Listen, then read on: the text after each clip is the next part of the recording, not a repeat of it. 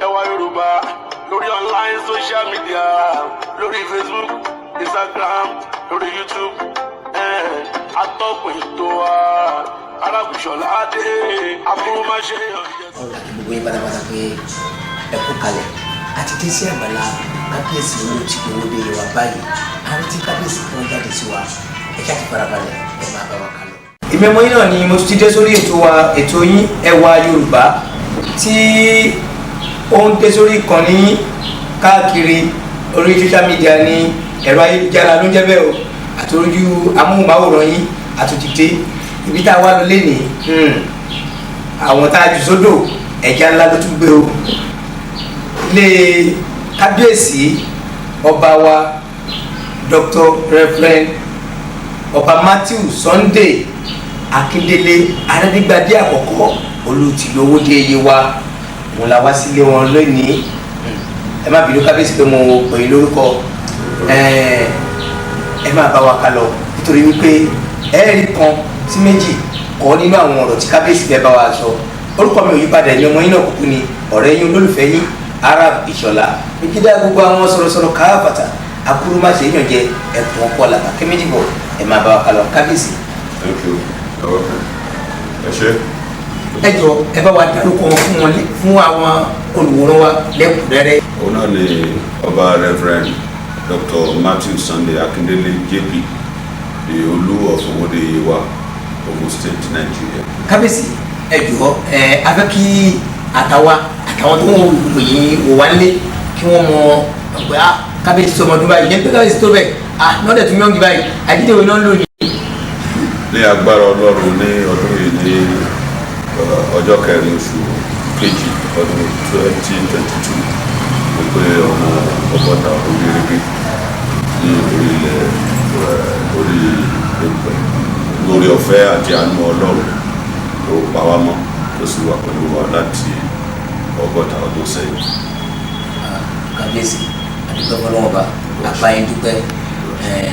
kódà kábíyèsí ìtàn ọgọ́ta ọdún di àsìkò yìí ìtàn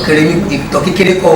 ṣùgbọ́n wọ́n á fẹ́ káwọn èèyàn rí ẹ̀kọ́ kọ́ nípa bẹ́ẹ̀ ṣe lè gbèsè ayé láti ẹ̀kọ́ títí dé àyè tẹ́ wáyé kábíyèsí. olùpẹ̀ ní abími ní ọjọ́ kẹrin oṣù kejì ọdún 1962 ní ìlú tí a ń pè ní Ẹ̀yẹ́kànṣẹ́ lábẹ́ Òkè Ọ̀nà ní Yewa South Government of Nigeria. Mo bẹ̀rẹ̀ ìwé primary school tó ń pè ní ìwé àkọ́bẹ̀rẹ̀ iléèwé àkọ́bẹ̀rẹ̀ LA primary school Ẹ̀yẹ́kànṣẹ́ ní 1969. Ìtọ́kọ́tẹ̀ wa bẹ́ẹ̀ tó jẹ́ pé mi ò lè gbàgbé láéláé ọjọ́ tí mo wọ̀ sí mi ò lè gbàgbé ohun tó ṣẹlẹ̀ títí máa kú ṣùgbọ́n èèyàn kì í ṣe ìjẹba wa lónìí. Mo kúrò níbẹ̀ wọ modern school ní 1977 lẹ́yìn náà a tó tẹ̀síwájú ní ti ilé-ìwé ẹ̀kọ́ grammar school Owódé grammar school. I joined them in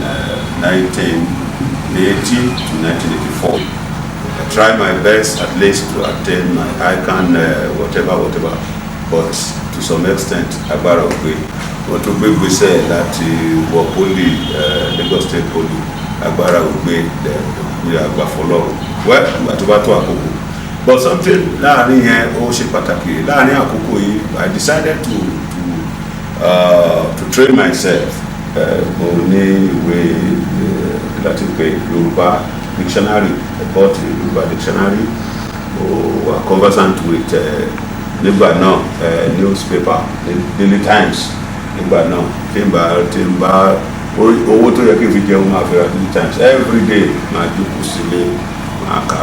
from there mo bẹ̀rẹ̀ sí develop ara mi grammatically títí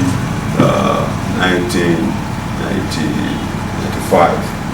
mo ṣiṣẹ́ káàkiri lẹ́kọ̀ọ́ ọ̀nà pọ̀ ṣùgbọ́n mi lè máa dárúkọ ń gbẹ̀ tán but reader plastic industry ló péjú mo ti ṣiṣẹ́ gbẹ̀yìn that was 1990 to 1994 as account assistant torí mo like account gan wà ní wà ní school so lẹ́yìn náà iṣẹ́ ránṣẹ́ dé ìgbé wá sí ìgbésẹ̀ ó gba ìgbé iṣẹ́ ìránṣẹ́ 1985 ṣùgbọ́n mo sá fọ́lọ́run títí 1995 ọdún mẹ́wàá ṣáńgìlítì mi kàwé kò sówó kò sọ́gbọ́n kò sí nǹkan kan ṣùgbọ́n Ọlọ́run kì mí mọ́lẹ̀ 1995 and I was ordained as a minister of God on the 22 May 1995 as a pastor. From there, I pastored in African Apostolic Evangelical Church in Ògùn for 1 year 7 months. And in 1998, I transferred to Owódé the African Apostolic Church, the Owódé, then the Baba Taki, the Motishare and Chef from the Messan. Okumbe 2005, Lossi Abekuta, the New Covenant Apostolic Christ Church International, Oban Toko, opposite Cornwall, the Oban Toko, was this September 2009. So, by June 2, 2010, our family, our mom. So, by June 7, 2010, our father,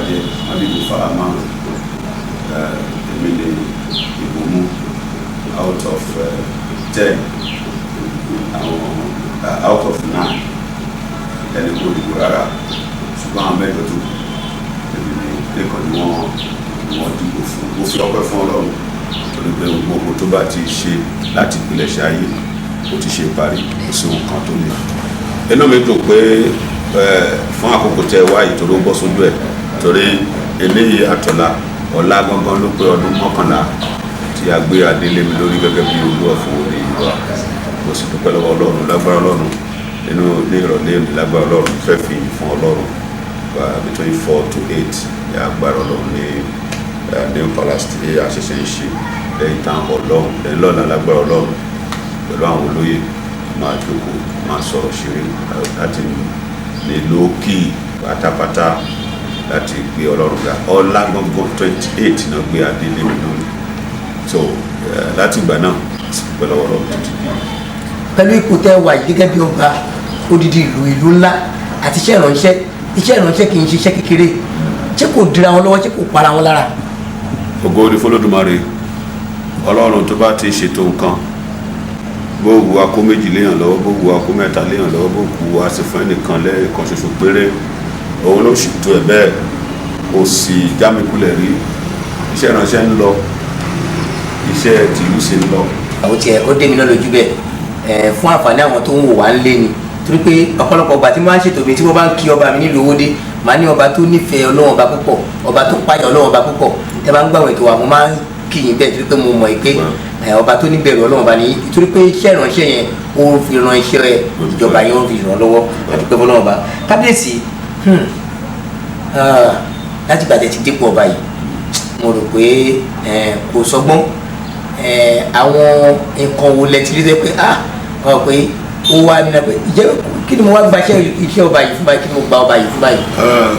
kò sí ògo tí ò ní ogun gbogbo ọ̀rọ̀ tí ọba ti bẹ̀rẹ̀ bàtà ìjọba náà litigation the court case ṣùgbọ́n to God be the glory mú ìṣẹ̀lẹ̀ kan bí Ọlọ́run bá ti ṣètò kan kò sí ẹnìkan tó lè bàjẹ́ orí ọ̀fẹ́ yẹn là ń jẹ́ I was vindicated on the 2nd February 2016 after 5 years of litigation. Láti ìgbà náà oríṣiríṣi ẹ̀mọ̀ challenges nínú ìlú lára àwọn olóyè oríṣiríṣi lára ọmọ ìlú a lè karú ẹ̀kọ́ torí normal and it's part of life. Ìṣòlè bá níbi kan tó fẹ́ dé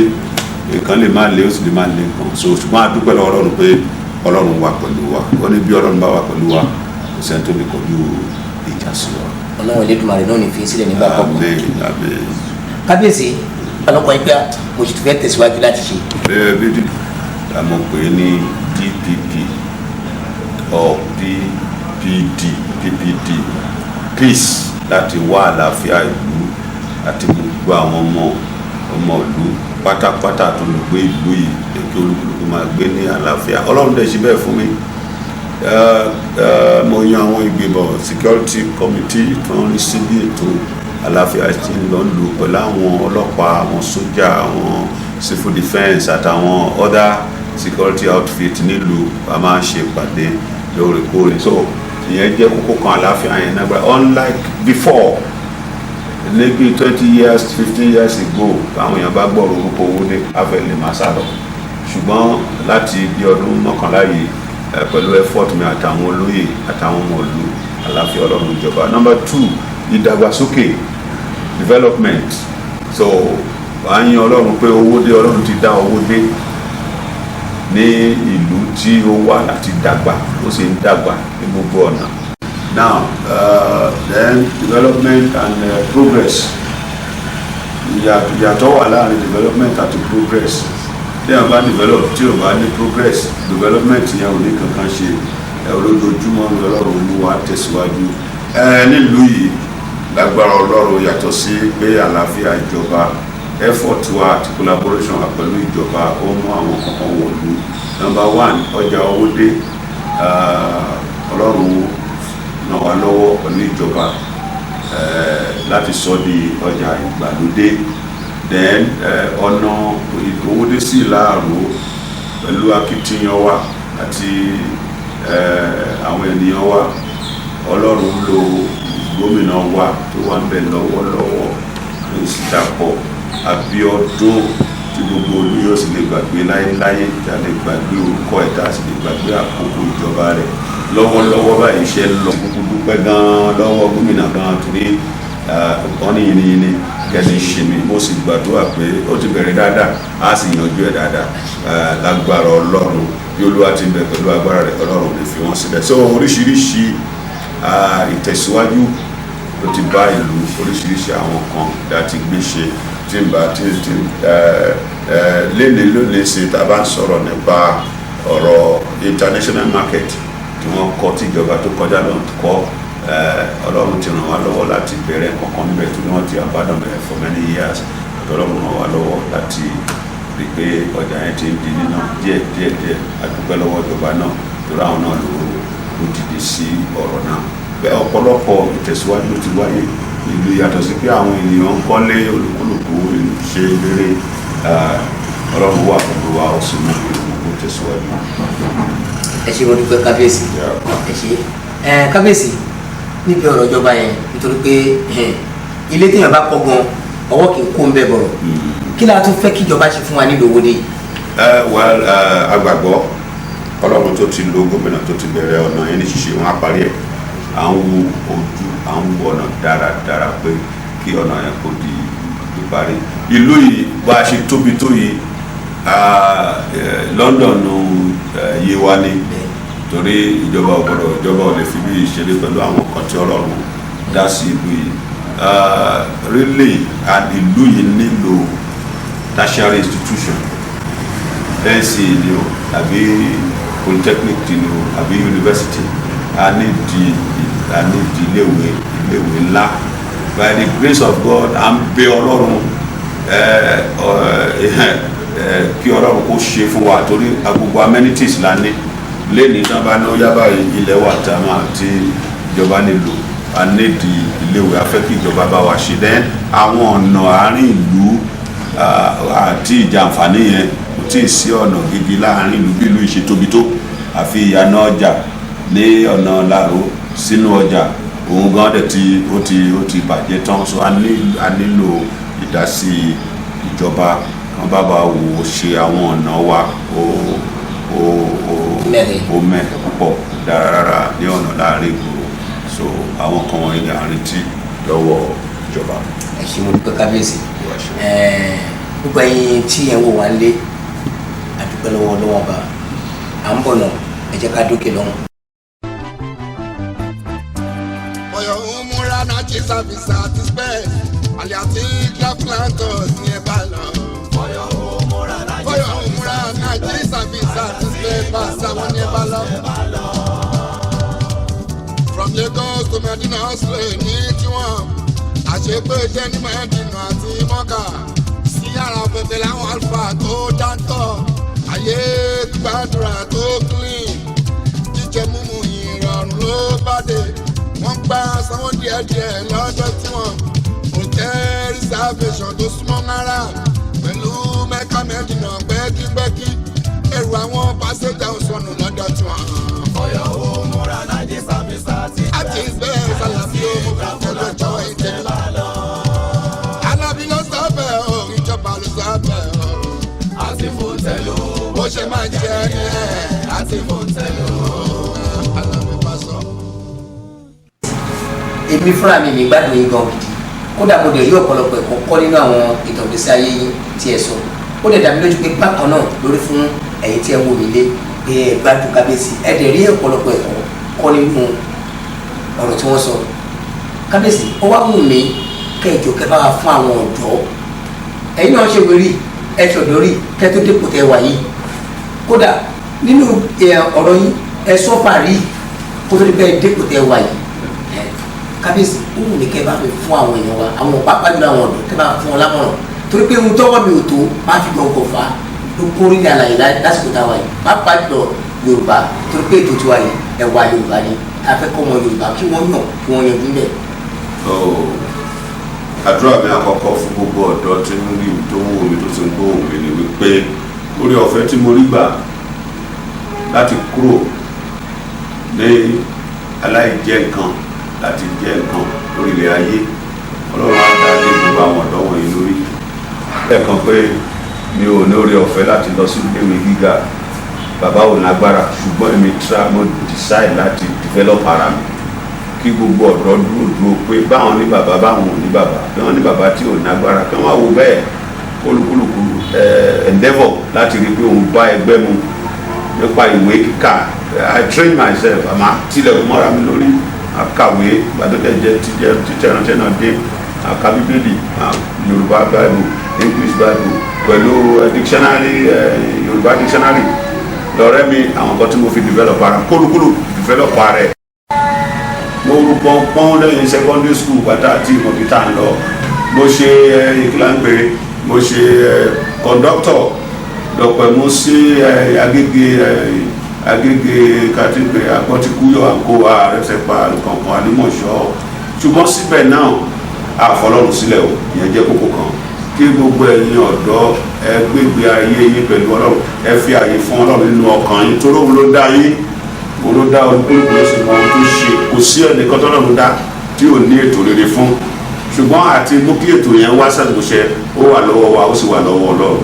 I live my life for God and I thank God he has never disappointed me so mo mú dáhìn ọ̀dọ́ ní olú kò sí wàhálà kò sẹ́ni tí ò lógun ṣùgbọ́n tá a bá lè gbàdúrà number one ẹ rí i wípé ẹni ayé tẹ fẹ́ gbé number two ẹ gbégbé ayé yín fún Ọlọ́run ẹ sìn Ọlọ́run nínú ẹ̀sìn tó kẹ́ ẹ máa sìn ẹ sìn Ọlọ́run kẹ́ ẹ máa gbàdúrà dáadáa number three ẹ má wo jẹ yìí ẹ má kọ́ ti róòdù o ẹ dúró ti Ọlọ́run kẹ́ ẹ sì máa retí pẹ̀lú ìgbàgbọ́ pé ọjọ́ ọ̀la yín máa dára bí ẹnìkan bá ní kúbi tẹ́ ẹ fẹ́ gbà Ọlọ́run fún ara rẹ̀ máa jà fún yín gbogbo gba àwọn ọ̀dọ́ ní ìyànjú wípé ká dúró ti Ọlọ́run ká sì farabalẹ̀ ká ní sùúrù oríṣiríṣi ọ̀nà ló wà láyé yìí o Bíbélì wípé ọ̀nà ènìyàn máa dára lójú rẹ̀ ṣùgbọ́n sí ìparun ni ṣùgbọ́n Ọlọ́run ló máa ń tọ́ ìṣiṣẹ́ àwọ̀ ẹ̀dá ẹ̀yin ọ̀dọ́ kẹ̀sì dúró de Ọlọ́run ẹ dúró de àkókò yín kẹ̀sì máa gbàdúrà kẹ̀sì wà ní kẹ̀ máa gbé ìgbé ayé mímọ́ fún Ọlọ́run èyí ni advice mi fún gbogbo ọ̀dọ́ tí ń gbọ́ òun Ọlọ́run á dẹ̀ wà pẹ̀lú yín o bó ṣe yí ìgbésí ayé tèmi padà sí rere ayé ìgbésí ayé tèmi náà padà sí rere. Kábíyèsí ẹ ṣe àdúpẹ́ ọ̀láì mo fi Ọlọ́run bá ṣe lẹ́rìí ẹni tí ó bá ní ààbọ̀ ọ̀rọ̀ nínú tẹ́lẹ̀tẹ́lẹ̀ tí ààbọ̀ orílẹ̀ bá tún kún ó dá mi lójú kó máa di odidi wọn á rọ̀ wá gbogbo àwọn tá à ń gbọ́ mi báyìí àtàgbà tọmọdé ẹ jẹ́ ká mú náà ìtọ̀gbésí ayé Kábíyèsí kí a fi kọ́ ẹ̀kọ́ kí a dẹ̀ mú lò yóò dáa fún gbogbo àwọn ẹgbẹ́ tó wí. Kábíyèsí ẹ jẹ́ ká lo àǹfààní yìí lẹ́yìn iṣẹ́ ìránṣẹ́ àti iṣẹ́ tí gbélé lọ́wọ́ gẹ́gẹ́ bí ọba yìí ìjẹ́ ní ọ̀nà míì tí ẹ̀ ń gbà tí tọrọkọ́bọ̀ kan fi ń wọlé fún yín Kábíyèsí. bí ọ̀nà kan pàtó lábẹ́ project náà ní propagating the gospel of our Lord Jesus Christ Ọlọ́run lè ṣe láàárọ̀ la ó gbé ọ̀nà méjì lọ́wọ́ ṣùgbọ́n mi ò ní ọ̀nà mìíràn tí mo fi owó fi ń wọlé ṣùgbọ́n àdúpẹ́ lọ́wọ́ Ọlọ́run pé Ọlọ́run kò gbòòrò ti wà Ọlọ́run kò gbòòrò ti wà so àmì Ọlọ́run mú kí nǹkan ó dára sí so as at now there is no business or whatever for now. ẹ ṣe mo dúpẹ́. èyí tó jẹ́ business mi tí mo sì wà lẹ́nu ẹ̀ tí mi ò sì lè fi lẹ̀ láìláì títí ayé máa fi parẹ́ mo ní àwọn programs tí máa ń ṣe iṣẹ́ ìránṣẹ́ lọ́dọ̀ gbélé mi lọ́wọ́ orúkọ ẹ̀ ní New Generation Evangelical Mission London ọba M.S.Akíndélé boy outreach ìyẹn ni a fi ń ṣe ìsọjí káàkiri Ọlọ́run ti bẹ̀rẹ̀ ṣe lórí yẹn and that is our main focus. abẹ́lẹ̀ fún alórúkọ ẹ̀ ká lè wò lórí fídíò àmìjà bóyá ká lè máa fọ́lọ̀ yín. orúkọ New Generation Evangelical Mission International and ọba Reverend Akíndélé boy outreach international. ẹ ṣe mo dúpẹ́ okùn ò ní kùn kó má fi òpin síbí kan a sì ní gbàgbọ́ náà gègé ká má fi orí ẹ̀ tì síbí kan bákan náà adúpẹ́ lọ́wọ́ gbogbo ẹ̀yin tí ẹ̀ ń wà lé pátápátá gbogbo ẹ̀yin tí àjọ kọ́wọ́rìn débi báyìí èmi máa sọ yín pé tílẹ̀kẹ̀ ṣẹ̀kẹ̀rẹ̀ tèmi bá ní ṣẹṣẹṣẹ àwọn ẹlẹ́kẹ̀ tó so mọ́ òun náà ló ń mú dùn gbogbo ẹ̀yin tẹ̀ tẹ̀lé wá báyìí tí àjọ wá sọ́dọ̀ kábíyèsí tí kábíyèsí gbà wá lálejò gbogbo yín pátápátá ni mo kí àwọn tó wà ní ọ́fíìsì wa lọ́hùn náà àdúpẹ́ lọ́wọ́ wọn Ọlọ́run àbá wa dúpẹ́ lọ́wọ́ yín ẹ ṣé mo dúpẹ́ Ọlọ́run àwa pẹ̀lú wa àní ṣe lé ìtàn ká tó pé kábàámọ̀ burúkú lórí ẹ̀ Ọlọ́run ní fi lè ṣe àṣemọ́ fún wa ẹ ṣáà máa wò wá ẹ máa tẹ̀lé wa lórí Facebook wa Dr.Rev Abiodun Ìlọ̀ ẹ máa wò wá bẹ́ẹ̀ kẹ́ máa follow wa kẹ́ máa comment bákan náà lórí YouTube wa ẹ lọ síbẹ̀ kẹ́ bá wa subscribe Arab Ìlọ̀ TV kẹ́ bá wa subscribe bákan náà lórí Instagram arabishola.ilo ẹ bá wa lọ síbẹ̀ ẹ bá wa pàdé àwọn àmọ̀ràn lóríṣiríṣi ẹ pè wá ẹ pé ẹ̀rọ ìbánisọ̀rọ̀ wa 070 31 84 51 26 070 31 84 51 26 tàbí ẹ fẹ́ bá wa sọ̀rọ̀ lórí WhatsApp mi 081 700 65 700 081 700 65 700 ẹ pè wá kẹ́ fún alámọ̀ràn orúkọ mi ò yí padà èmi ọmọ yín náà kúkú ni Arab Ìṣọ̀lá ní kí dáa gbogbo àwọn sọ̀rọ̀sọ̀rọ̀ káwáfàtà akúrúmá kì í yàn jẹ ẹkùn ọkọ làkà kẹ́méjì pọ̀ ọmọ oníṣẹ́ àti òkú màsì ọmọ arínúwó tí ò ní gbàgede ọmọ abẹ́rẹ́ mẹ́ta ní ṣàgàrí ilé bàbá tó bí mi lọ́mọ èmi lọ́mọ ọmọ Yéṣu bá ń gbéṣẹ́ ìlọ ládòdò nípínlẹ̀ Ògùn ẹ ṣé o a máa rí rí bára ṣe ẹ ṣé púpọ̀ kábíyèsí ẹ ṣé púpọ̀.